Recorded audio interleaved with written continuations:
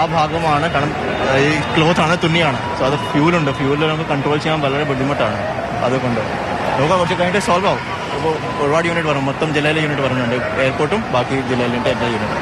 ജില്ലയിലെ മൊത്തം? അതെ, എയർപോർട്ടും എല്ലാ യൂണിറ്റും മൊബിലൈസ് ചെയ്തു. സാർ, ഈ ഷോപ്പ് പ്രവർത്തിക്കുന്ന സമയമായിരുന്നല്ലോ, അപ്പോൾ ആളുകളൊക്കെ ഒരുപാടുണ്ടായിരുന്നു. എല്ലാവരും കൃത്യസമയത്ത് മാറ്റി എന്നുള്ള വരുന്നുണ്ട്. താങ്ക്ഫുള്ളി സൺഡേ ആയതുകൊണ്ട് അത്ര കൂടുതൽ റഷ് ഉണ്ടായിട്ടില്ല. പക്ഷേ അത് ടൈമായിട്ട് അവർ റിസോൾവ് ചെയ്തിട്ട് മാറ്റി. ബാക്കി കുറച്ച് കഴിഞ്ഞിട്ട് സംസാരിക്കാം. ഡീറ്റെയിലായിട്ട് അല്ല, ഇപ്പോൾ അല്ല, കുറച്ച് കഴിഞ്ഞിട്ട് സംസാരിക്കാം. കാരണം ഇപ്പോൾ എത്ര ഒരു ക്ലാരിറ്റി ഇല്ല. ക്രമീകരണങ്ങളെ കുറിച്ച് പറയാൻ പറ്റും. ഇപ്പോൾ എല്ലാ ഫയർ യൂണിറ്റ് വരുന്നുണ്ട്. ജില്ലയിലെ എല്ലാ ഫയർ യൂണിറ്റും മൊബിലൈസ് ചെയ്ത് കാലിക്കറ്റ് എയർപോർട്ടിലെ യൂണിറ്റ് വരുന്നുണ്ട്. അത് വന്നതിന് ശേഷം നമ്മുടെ ടാർഗറ്റ് എന്താണ്, ആ ഫയർ കൺട്രോൾ ചെയ്യാൻ വേണ്ടി നമുക്ക് ടാർഗറ്റ് ഉണ്ട്. ഫയർ കൺട്രോൾ ചെയ്തതിന് ശേഷം നമുക്ക് അറിയാം. കാഷ്വാലിറ്റി പ്രശ്നങ്ങളൊന്നുമില്ല.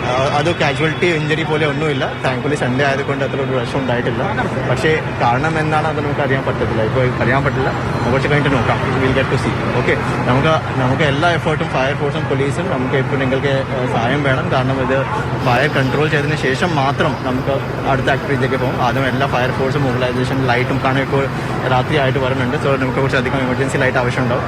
അത് നമുക്ക് എല്ലാം അറേഞ്ച് ചെയ്തിട്ട് കുറച്ച് ബെറ്ററായിട്ട് അറിയാം. ഓക്കെ, കൂടുതൽ ഫയർ യൂണിറ്റുകൾ നമ്മൾ സംസാരിച്ചു. കോഴിക്കോട് കളക്ടർ സ്നേഹിൽ കുമാറാണ് ഇപ്പോൾ പ്രതികരണം അറിയിച്ചത്. പരമാവധി തീയണയ്ക്കാനുള്ള ശ്രമം തുടരുന്നു.